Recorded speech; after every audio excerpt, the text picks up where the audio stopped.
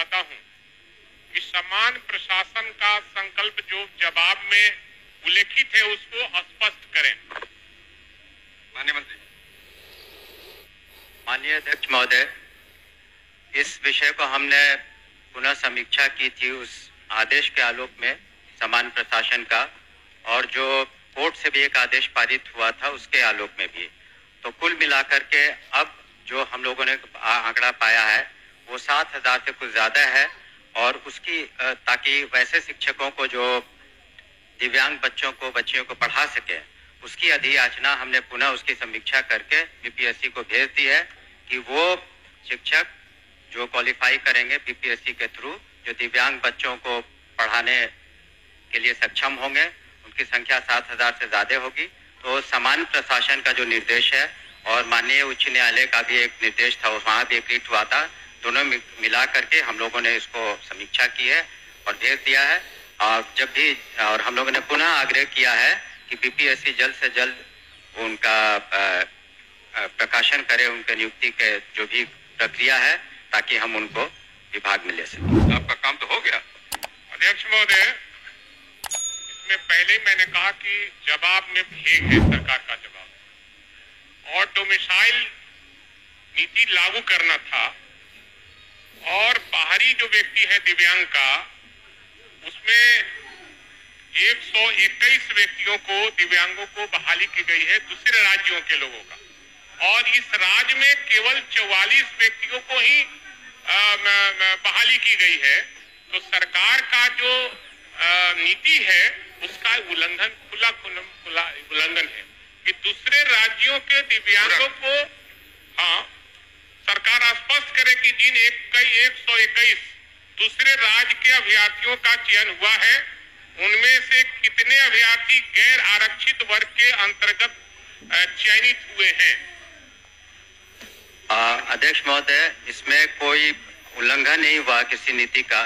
जो नीतियां बनी थी पूर्व में जो नियुक्तियों की, तो उसी का अनुपालन हुआ है। जहां तक उसमें उन्होंने डाटा मांगा है अलग अलग कैटेगरी का, मैं आपको अलग से दे दूंगा, लेकिन जो नीति निर्धारित है उसी के तहत नियुक्तियां हुई है।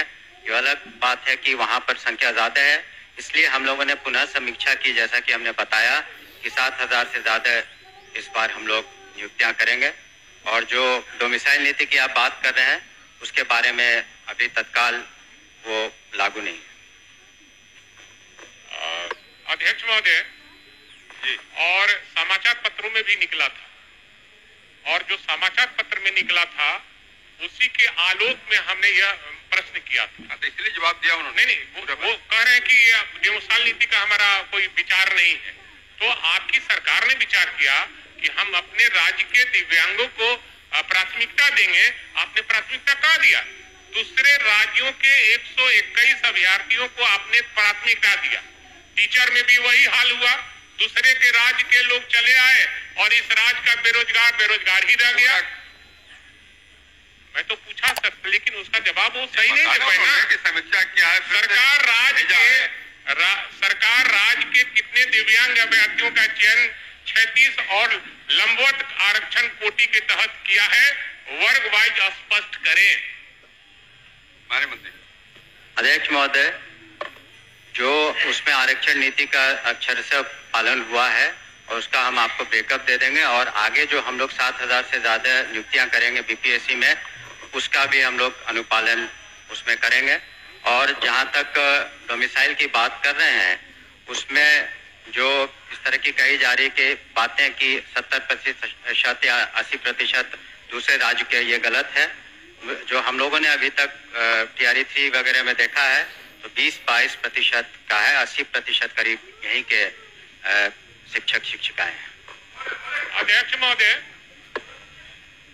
अभी भी मंत्री जी सरकार के निर्देश का और संकल्प का स्पष्ट रूप से जवाब नहीं दे रहे। नहीं सर, ये प्रॉपर्टी हो गई विधान सदन की, और आप हमारे क्वेश्चन को हमेशा कहा जाता है कि अध्यक्ष महोदय को मैं भिजवा दूंगा, सदस्य को भिजवा देंगे, ऐसा थोड़ी होता है। क्यों नहीं होता? हमने प्रश्न किया है और ये सदन की प्रॉपर्टी हो गई। सदन की प्रॉपर्टी होती है, हमको भिजवाया, अभी स्पष्ट करें। अब कल क्या साल का सदन खत्म होगा, मंत्री जी से भेंट होगी कि नहीं होगी, कौन जानता है? बिल्कुल होगी, नहीं होगी ना, होगी। इसलिए हमने जो प्रश्न किया है उसका आप उत्तर जब भी हम भेंट करना चाहेंगे। चाहे, कब नहीं भेंट हुई है आपसे, आप बता आप दें। जब प्रश्न करते हैं और पहले भी बहुत बार भेंट हो चुकी है दूसरे परिस्थितियों में। दोनों मिले हुए ये हैं, क्यों सदन की हम प्रॉपर्टी बात कर रहे हैं? है, ये सदन की प्रॉपर्टी आपको भिजवा देंगे ऐसा नहीं। बैठ जाइए, ओके। माननीय मुख्यमंत्री जी यहाँ बैठे हैं, ये बिहार के बेरोजगार दिव्यांगों का मामला है। अगर दिव्यांगों का भी सही चयन